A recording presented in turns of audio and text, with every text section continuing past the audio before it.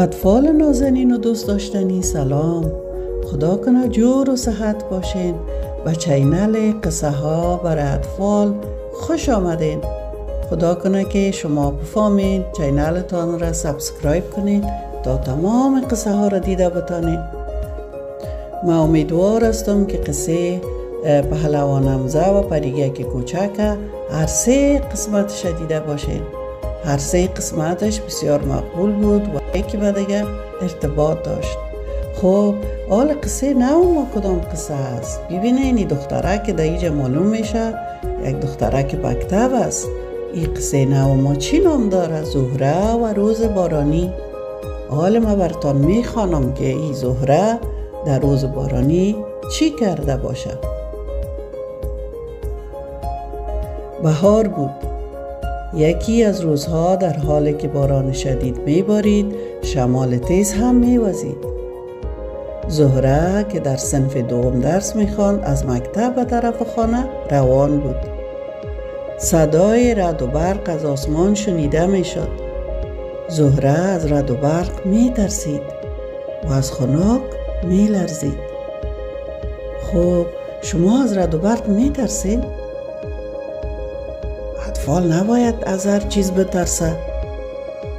رعد و برق که در آسمان بود شما زیاد نترسین، اما این دخترک بسیار ترسیده. دیگه ای که در این روزا باید شما همراه یکی دو نفر از همصنفانتان یک جای باید از مکتب براین تا نترسین. خب ببینیم که با زهره چی کرده، چی گپ شده.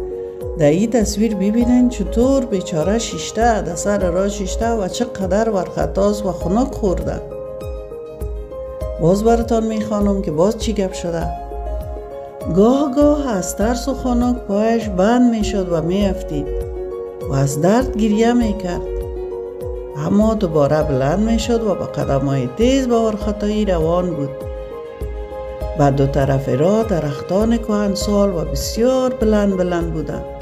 میبینین در این تصویر دیگه چقدر درختای بلند است و چقدر سابق شانده شده. از خاطر بسیاری را چی میگن؟ درختها کهنسال است، یعنی بسیار سابق شانده شده.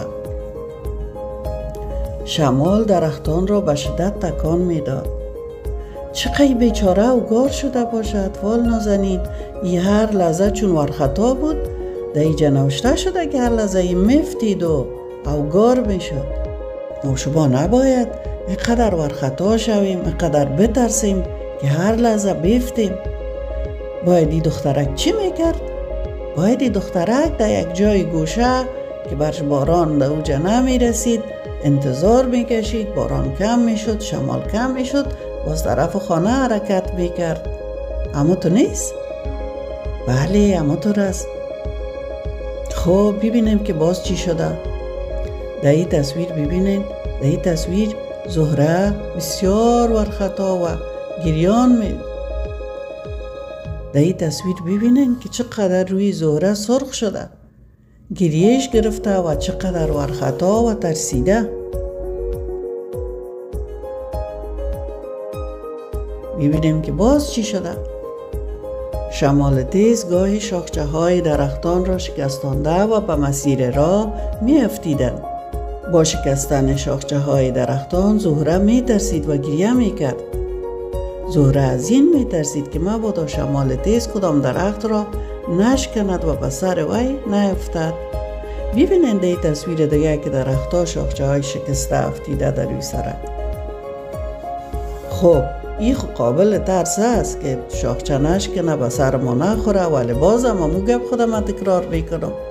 در صورت اینقدر شمال تیز و در صورت اینقدر باران زیاد نباید ما حرکت کنیم، در راه بریم. در اینطور یک راه باید یک جای گوشه آرام در زیر یک چتر، در زیر یک پیک دکانای، باید در یک جای گوشه که باران نباشه منتظر شویم که باران کم شود. غیر از او باز همه قسم میترسید.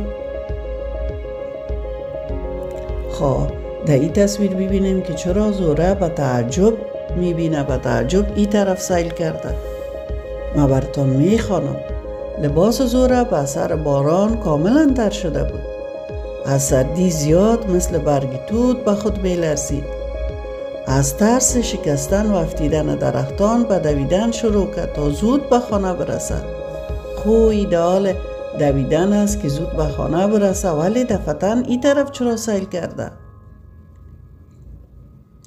یک صدا را شنید. گوشایش را دقیق ساخت که کی برایش صدا میزند. ببینیم که کی باشه که زهره را در یک روز در یک حالت صدا کرده. خامه برتان میخوانم. کاکایش بود و به مهربانی برایش صدا میزد.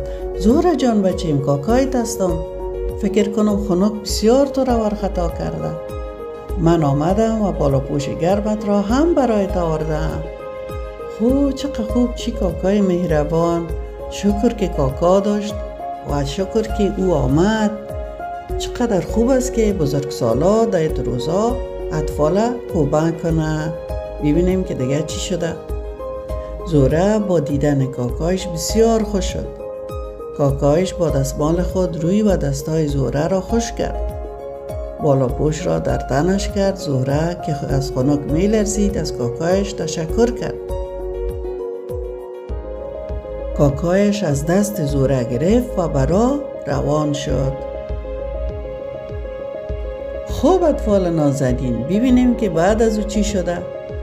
زهره همراه کاکایش یک جای به طرف خانه روان شده. دیگه قدر زیاد نخود بترسه. ببینیم که دیگه باز چی شده. بعد از ایده قصه چی شده. امروز اما قدر قصه بس است. شما تا روز دیگه خوب فکر کنین، خوب بیاندیشین و فکر کنین که دیگه چی شده باشه. زهره و کاکایش دیگه چی کرده باشه. برای امروز اما قدر قصه بس است. شما را به خدا مسپارم. روز بخیر، وقتتان بخیر. خداحافظ.